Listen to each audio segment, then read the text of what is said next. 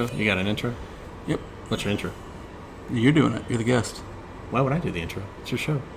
We've done this before. It's your show, though. We have this argument every single time. Okay. So what is it from? From the 50? No, it's from the 25. The 25. All right. We can't look at everything from both sides of the field from 50, can we? Can. Maybe That's the whole point. Maybe that's what we ought to do. All right. FFP from the 50, FFP from the 50. brought to you by JDP Media, with your host, Dave Leeper. I'm the guest, Dan Amsler. Or the other way around. Your host, Dan Zamsler. The guest, Dave Leeper here. Or if you like to call it, the Fat Guys.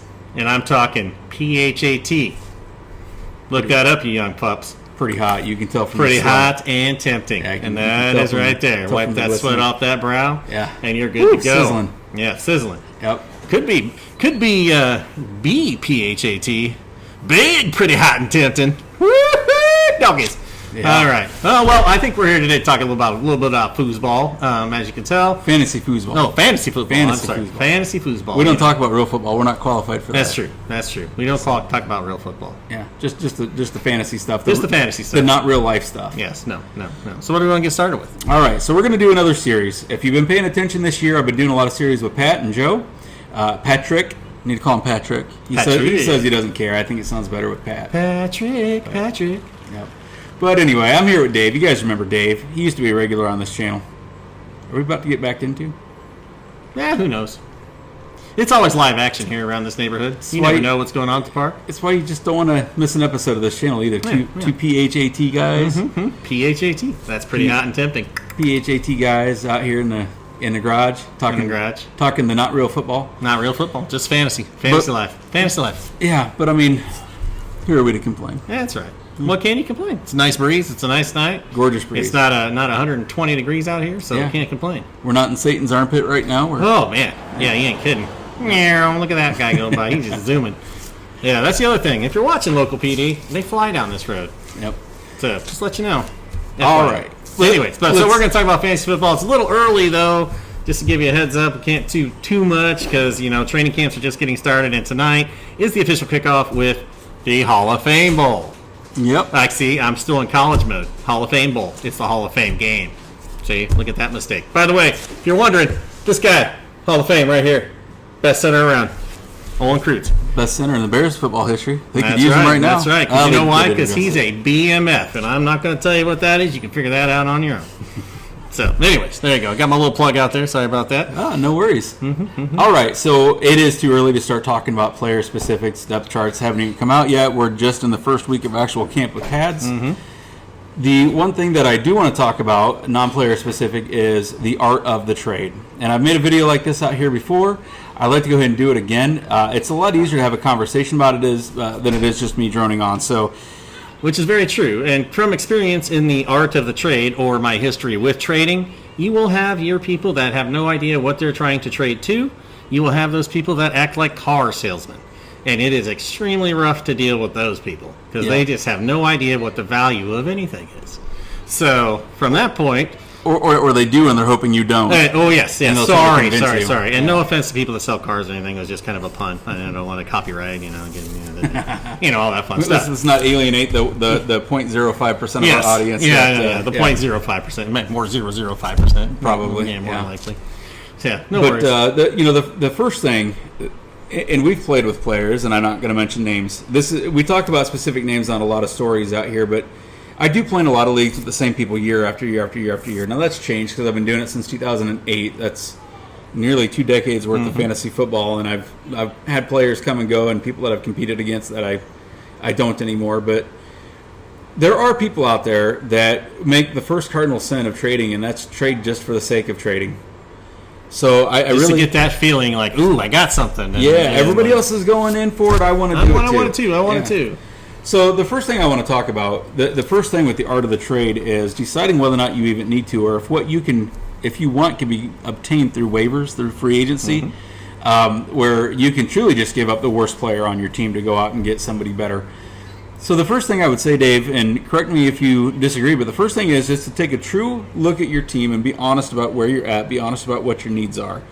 Until you know what your needs are, why are you even doing it? Why are you even Right. having the thought? Because you'll have certain weeks to come up where you have trades. So typically, if you have to overlook your team and see what the value of your team is, and you're going to be basing everything off of basically your point system. And usually in the beginning, it's extremely hard to tell how everybody's going to pan out.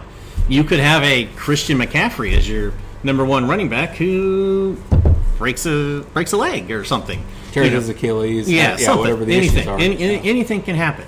So the thing is, when it comes to the art of the trade, you should have a good idea by about week 3 where your team is going to fall in. Everybody should kind of be falling into their stride from the team-wise, the aspect-wise, who's their running back, who's their main go, what's their offensive strategy, how are they setting it up if you're looking for points that way. Would that be kind of what you're looking at? I mean, and then week 3, you're looking at like, okay, well, how can I possibly improve my team, or my team's doing well, but what's the weakest point in my team, and what I need to look at to upgrade that point. Because that's the whole point of adjusting your lineup, whether it is through a trade, whether it is through free agency, whether it's through waivers. The whole point is, if you're making a move, it should be to get stronger. And I know that sounds like, Right. oh, that's common sense. Why do you even have to say that part out loud? Right, but people like to just make that and like, ooh, look what I did. You can't do that. If you're playing the game for fun, great. But if you're playing this game for money, you're playing it in a league where you have a buy-in, you have stuff like that, you have to take it seriously. Because you have the opportunity to win money. You have the opportunity to beat people, and you also get bragging rights. Mm-hmm. So there's nothing. I mean, that's even the best of it. Yeah. So, and like the leagues we were in, we got championship belts. Hail Hulk Hogan. Yeah. So Hulkamania. Yeah, I know. We'll get on that later. But yeah, that's what you have to look at. You have to value your team. Now, if you're just getting into this, there's a lot of things you can learn just by watching other fantasy drafts. Because now, like fantasy football, all that stuff is everywhere. And so you just kind of have to figure what makes sense to you and how it relates to you and who can talk to you and you understand it. Because it is a lot of fun. It gets you more into football, and that's why NFL is so popular. So, and now I'm going to call it out here. I wouldn't foresee too long in the future you might have fantasy college. Yeah. I'm not going to, just with the way they're paid now, you might get fantasy college football It's already here. It's already here. It's not as popular, but it is already here. You know, and the whole fantasy sports realm started with fantasy football, Yeah. and it was fantasy baseball, fantasy basketball, fantasy soccer. hockey, soccer. Yeah, I mean, it's all over the place, so it's no surprise. So again, the first thing to do is analyze your team and say, okay, where am I weak? What do I need? I would say the second thing, before you even, again, consider a trade, is go out and look at free agency, go out and look at waivers, because literally at that point, you can just go through and pick your weakest link and get that. Now, if what you need is not available to the point where it's going to help you, now you need to start considering a trade. The second thing you need to do if you're considering a trade is, again, look at your team and try to determine where you're strong and you have depth at. If I am weak at running back, You're going to go out to look and see what you have on the waiver wire. Now, that also depends on what type of team and league you're in. Because if you're in an 8-man league or eight-person league, you're going to have a lot more to choose from on the free agency, on the waiver wire. You're going to have for sure. a lot more people to choose from. If you're in a 12-man league, that dwindles a little bit, but you still have relatively great talent sitting out there on the waiver wire and on the free agency list. You get in those bigger leagues, that 16-team league, now you have to draft strategy. Now you have to really draft well, because there is not a lot sitting on the waiver wire that's going to help. Yep. So unless you know a team that's going to be losing all their starters and have to start a bunch of second, third string running backs or wide receivers or stuff like that. So you go through and you analyze your team. You say, okay, let's say I'm weak at running back. I'm strong at tight end. Let's say that it is one of those leagues where you can place a tight end in your flex, and you purposely went out and drafted 2 star tight ends because you understand the positional premium. You might want to consider trading a tight end. What you don't want to do is, hey, I'm weak at running back, so I'm going to trade my wide receiver. Yeah, I'm going to trade my star wide receiver for a running back, or my number 2 wide receiver for a running back. Yeah, because now you're robbing Peter to pay Paul. Yes. Now you might be strong at running back, but now you've made yourself weak at wide receiver. And in that case, like if you have a double X or you are strong in receiver, you might take a weak receiver with a backup receiver or / running back or a 4-string receiver you have sitting on your bench just to make the package look better for the player you want to go to. So that way you have a point differential that equals itself out. You basically have to look at this as you're the GM of your team. You are Ryan Poles. You are putting a team together. That is what you were doing. Yeah, and you have to analyze. You have to make those analysis of where you're at. So, Dave, we've analyzed our team. We've decided what we need. We've analyzed our team. We've decided what we have. The next thing to do is go out and see if there's anybody out there that matches what you need with what you have. And you're not limited to that. Every once in a while, you'll find somebody. Let's say you want that stud running back, and you do want to make a package trade or whatever. And let's say you got a team that did the hero RB strategy, so they got a really high-end RB1, but then they waited and they just don't have a lot of running back depth. You're not going to say 100% that they won't make a trade, but they're less likely to make a trade. So the thing is, if you don't ask, you don't know. So the worst thing they can say is no. Then you change your strategy. Like, okay, how can I make this work? Let's look at the waiver wire. Let's see who's performing. Let's see who I can get that can maybe compensate a little bit, for what I'm missing and lacking. And then you look at matchups. So I mean, there's a lot of things you got to look at. So you could have a horrific defensive front line against a not so pure running back, but that running back's going to probably have a 100-yard game because that defensive front is awful. So I mean, you have to look at that. So there's a lot of statistics, a lot of things to analyze that go into that. But don't make a trade just to make a trade. So you have to make it benefit your team, and you try to make it benefit the other person so that you can actually get the trade done. So, and you don't tell somebody it's fantastic, it's great, when it actually looks like a piece of garbage. Don't offend anybody. So you've analyzed your needs, you've analyzed what you have, you go out and you find a potential trade partner. So let's say that I need running back. I'm absolutely stacked at wide receiver, but let's say another team went out and they somehow or another managed to get Bijan Robinson in round 1, they got Chase Brown in round 2, and they got Kyren Williams in round 3. They took 3 running backs back to back to back. It just worked out that way. So basically, they stockpiled with the strategy that I'm going to trade a running back. Is Or basically the way I would look at that. So, and it could have been one of those things where at the time of the draft, that was the best choices that they could have made, and now they've got the 2 RB slots and their flex filled with right. Well, backs. we also probably need to clarify on what we're trading, because depending on our setup, if we have quarterback, 2 running backs, 3 wide receivers, a flex, a tight end, or if we're doing 2 tight ends, 2 running backs. So you're saying that the settings matter? Settings matter. And if you remember in the last series that we posted last week, I talked about the knowing your league settings. The entire series I did on that a year or 2 ago.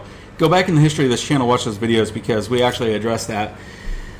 But let's just say you are in a league that starts 2 running backs, 2 wide receivers, you got a flex, you're super weak, but you went the exact opposite route. You got Amon-Ra St. Brown in round 1. So you're stacked. You came around, you got Ryan Thomas Jr. in round 2, and then you managed to get Mike Evans in round 3. You did the exact opposite. That might be a kind of person I would look at and be like, in the draft, these were the best people available, and I wasn't going to reach for a lesser player. They probably did the same thing I did. This would be a match made in heaven.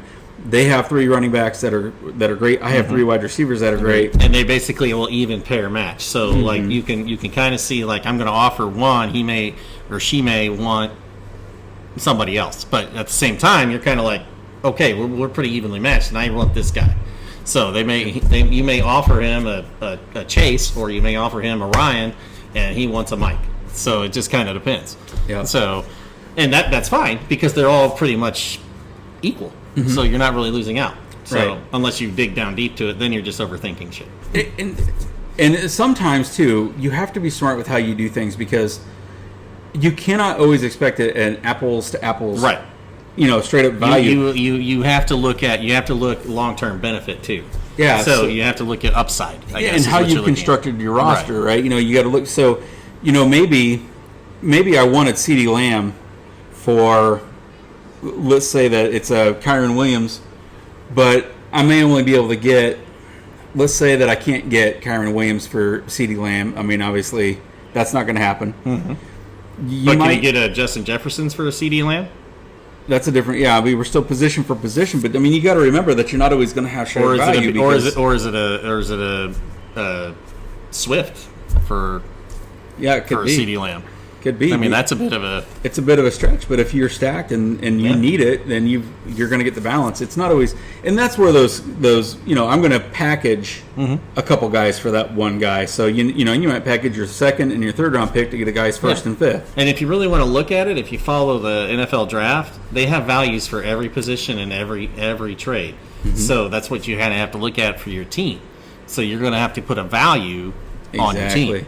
So that's how that goes. So when I'm looking for a trade partner, I'm making 2 lists, and I don't spend a whole lot of time on this. So I'm not telling you. You don't need to. You don't need to. But I make 2 lists. I make my wish list. These are let's say again, I need a running back. Just for example, you can throw in wide receiver, you can throw in tight, whatever you want.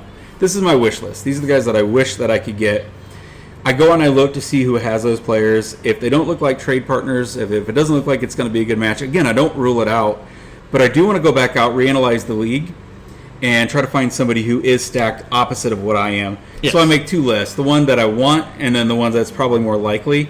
I want to make sure I'm setting appropriate expectations. You basically make a Beavis and you make a Butthead list is what you make. And that's pretty much what you do there. Yeah, you know, So, it's like and when then I if you was get lucky, you throw in a cornhole eel. So when I was a kid, it was like me making my Christmas list. You know, I put, Airwolf on the Christmas list. I wanted the real helicopter, but I had to settle for a little toy Airwolf, it happens. those kind of things. So it happens. you make your wish list, but then you make he your always reality settles list. for the little one. It is what it is. Yep.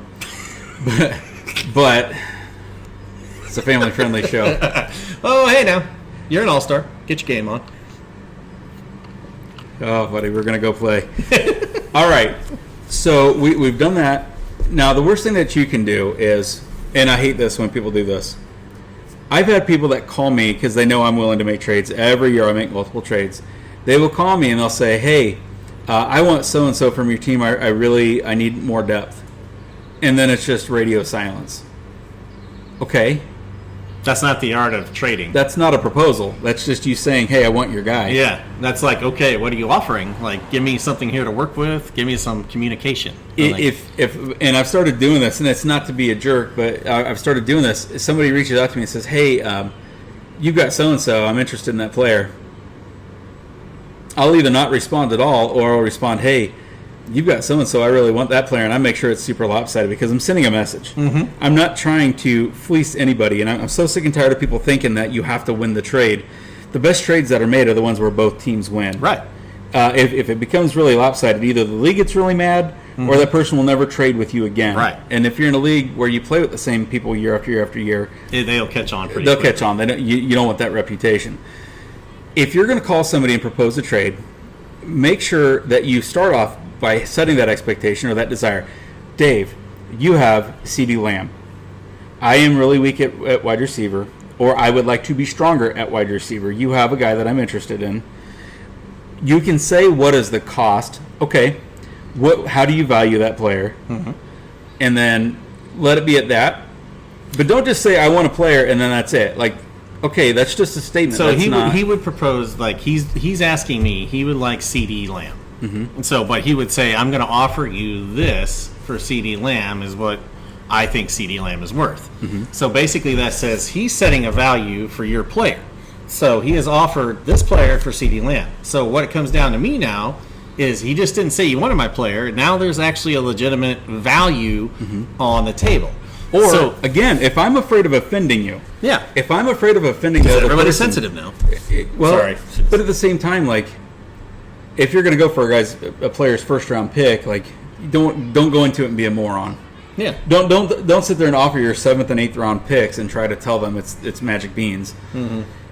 It's okay to ask another player, I'm interested in this player, what is the value that you have on them? Or even yet, if you're not sure, ask them, say, hey, I'd like CeeDee Lamb. Do I have anything on my team that you would want? Exactly. And then it's like, okay, well, let me look and let me see if I can figure out where I'm weak and what I can maybe get from you. Because, like, again, I said, the only way it really works is if both teams win. Mm-hmm. And so both players win. Like, otherwise, it's no fun. So I mean, like you're trying to run it as a GM of a team, and then that's how it's done. So if somebody calls me and they say, "Hey, I'm interested in," so I've got a league that I pulled up right here in front of us. Okay, I've already done. This is a real draft that I've already done, and if I had to go through this, I feel like I'm pretty balanced, but I definitely feel like I love my running backs in this team, and I do tend to go running back heavy. But let's say that I've got CeeDee Lamb, and that's why I keep using CeeDee Lamb. I've got CeeDee Lamb in this league. He was my first-round pick. Let's say that somebody comes to me and they say, hey, you've got CeeDee Lamb and you've got Nico Collins, so you've got a really good 1-2 punch. I am interested in CeeDee Lamb. Where do you value him compared to what I have on my roster? That's okay because you're still opening a dialogue. Right. You're opening a dialogue because you don't know what that player values on his team. So you don't know what they have and they're well, you know what they have, but you don't know what they value. Exactly is what they're looking at. So, and the thing is you have to be so careful that you don't superimpose your thoughts on another team. The thing that makes fantasy football great is the fact that we can both go into the same draft with completely different conclusions on players. Yes, And very different. completely different conclusions on how we want to construct a roster. I prefer balance. Some people really do prefer to go super running back heavy. I prefer wide receiver heavy. And a lot of people like wide receivers because they just don't get hurt. They hold up better. So, and that's another topic altogether. So and we're going to talk about that too because that's important. So, like a guy like me will go running back heavy because I'm worried that running backs will get hurt. Statistically, though, they will get hurt. Yeah. So it's a matter of And then do you you have- really want to go with that? But then now you have all the running backs. So That way, if somebody does get hurt, I got somebody to step right in. Right. But other people have the philosophy that running backs do get hurt, so I'm not going to draft a lot of them. I'm just going to make sure I'm on X. I'm following the beat writers. I'm following Schefter and Rappaport, and I'm going to know if a guy gets hurt, and I'm going to go out and put my waiver claim in to get his backup. The only problem with that is if you're in a league that has waivers, you still might not get that Yes, player. you So, might not get again, knowing your league settings matters. The leagues that we typically play in that are competitive, we don't have waiver rules. The only waiver rules are when players get dropped. But let's say that a guy gets hurt Sunday mid-game, you can go out immediately pick up his handcuff for so his if you're backup. not paying attention, you are SOL. Yeah, and those are the hyper-competitive leagues. A lot of leagues have waivers. Those are typically big buy-in leagues and stuff like that where people spend lots of time on the research. Because they are on it. They are on it Yep. 24/7. The waivers, the weekly waivers, so we're not Yes. talking like when a player gets dropped. The weekly Right. waivers are there as a cushion for the lesser players, but those are not the kind of leagues that I play in. So, but there's a different philosophy. So you never want to assume that you know how the other person values anything. It could be because you and I did a deal, and it wasn't that long ago. It was only like I want to say 6 years ago, where you traded me your first round pick, and I traded you my second, my fourth, and my fifth. And there were some people in the league that were angry because you traded away your first round pick. But at the end of the day, I needed that guy, and you needed the depth. Yeah. So that's the other thing too. Look at the other Because players. my team was dismantled. Like it was dismantled. I think did I get draft picks for that too? Was that the draft picks one? I think that was the draft pick ones too. Yeah. So because I was basically on a rebuild because my team was dismantled, I went for draft picks, which then the next year I ended up with 3 first-round draft picks to redraft my team. And Yeah. that's a dynasty league, so that's a different league. I have 5 second-round picks this year. Yeah, see, so that's how that goes. So you kind of just depend, but we all started out the basics. So just keep that in mind. If you're new at this, we all started at the basics, and you kind of learn as you go, and you learn to adapt and figure it out. But you make an interesting point though, because even in a redraft league, let's say you're in week 5, and you are hurting for injuries, and you got one guy carrying your team. At that point, a 3-for-1 might not be a bad idea because at least you've got guys to fill, and that one guy alone is not going to win you the league. No. But he could win me the league. Yeah. Whereas the depth could help you be competitive. And then where he has to consider where he may win this league, but then next year he doesn't have picks or able to draft anybody. So if he's losing guys, which he will, it's going to be trouble. So that's where you have to weigh the means, because then the other thing is that maybe I don't want to trade him because he's my guy and I'm still getting points and have an ability to win some weekly cash with. So it just kind of depends on how you want to do it. So because you can get money for high point week and that type of thing. So Yep. So I'm going to make 2 additional points here. The last 2 points, we'll wrap this one up because we got a lot to talk about tonight. We're going to do a whole series of videos. I hope you guys are looking forward to that because usually when you and I get together, some crazy stuff happens. We'll talk about 8 cheeseburgers at some point, I'm sure. And don't forget Twizzlers and a jalapeno pepperoni pizza. Oh yeah, that was a great day. That was a rough day for both of us. But a couple I think points. you went to Dairy Queen 25 times. It was 8 times because I'd use the restroom. Yeah, but you always felt bad and you had to buy a cheeseburger. And I didn't want to just run in and use the restroom without doing something to support the So business. he came back and ate 8 cheeseburgers. I won't tell you why I had to use the restroom 8 times. It's a family-friendly show. Oh, yes. But 2 points I want to make. I'm going to state the point. I'm going to state my argument, and then I want you to either counter that or add on to it. So once you're making the trade, let's say that we're negotiating. The one thing that you can do, which is perfectly fine, let's say I make you a proposal and you make a counteroffer. Okay, it is okay to ask that other player. And notice I said ask. There's nothing about convincing or upselling or anything, because that's the point I'm about to make.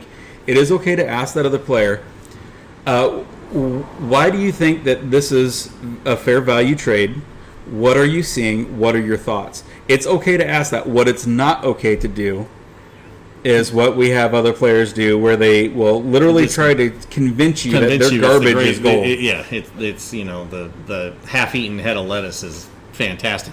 Because I tell you, the second anybody starts in with that, I will guarantee you that trade's not going to happen. Yeah. I'm not. I'm It- drowning it's you all, out. It's all negotiation because they don't know how you value your players. Mm-hmm. So, like, what made my person that I'm trading you for, what makes you want to trade this player to me or for this negotiation? That's what it comes down to. And then you may agree, like, okay, that makes sense. And then you're like, okay, well, let's do the deal. Mm-hmm. Yeah, I mean- And so it's the art of negotiation. So, Exactly. It is perfectly fine to ask why. yeah. If Otherwise, you don't know why, and then you might be sitting there going, "I think I made a problem. Like, what did I do wrong?" And right.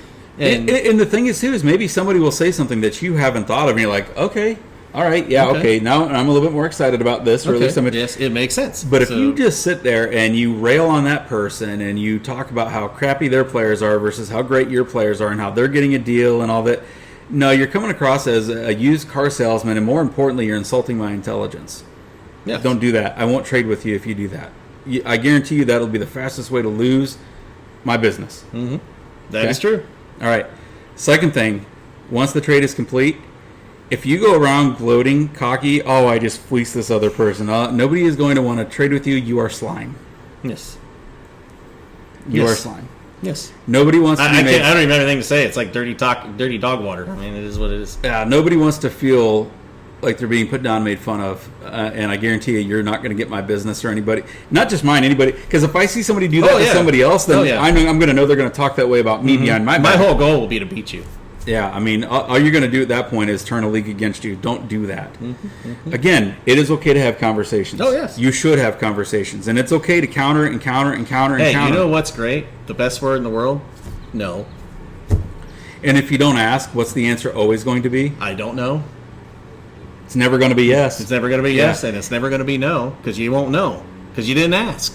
It's that simple. Yeah, so it's okay to ask, and it's okay to talk. It's okay to counter offer. Be respectful the entire time. I guess that more than anything else, what it all boils down to is be respectful. Yeah. We can have differing opinions because if we all thought the same, we'd only have a 2 or 3 round draft, and everybody be sitting around. I don't want this guy. I don't want that guy. Yeah, it'd be I'm- very boring. Yeah, I mean, And the whole point of this is to have fun and to move around, especially if you're in a basic league that you're just doing it for fun. It's fun to move around teams and see what you can come up with. Like, move around players, see what you can come up with. When you're into the money leagues, then it's strategically. Am I moving these players around? Is it going to be value? Am I going to get this value out of it? What's going to happen here? Like, how am I going to set this up? I want to make money here. Am I going to win? And where am I going to fall?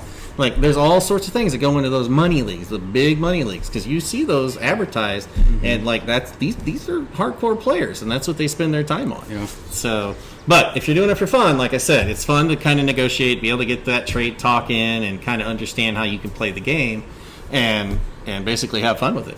and I'll say one last tip. When you go into these, make sure if you're making an offer, you're doing it in good faith. So before I'm doing the job that I'm doing now, I actually negotiated as a living, as a realtor. I would help people negotiate. And one of the things I hated, let's say we had a house priced at $350,000. Somebody comes in with an offer of $250,000. I had to present it, but I was embarrassed to do so. If you are offering something so god awful, chances are you're not even going to get a counter. They're just not even going to take you seriously. Yes, So it's laughable, and they will walk away from you, and you will be. It'll be like not even. It will be worthless. And in that case, your best case scenario is they think you're a joke. Yes. And not just the jerk. So Yes. I guess if you take nothing away from Dave and I's conversation on this, is don't be the jerk, don't be the joker. Act in good faith. It's okay to be aggressive. It's okay to have a conversation, but come on. Really? Truly. Madly, deeply do? Yeah.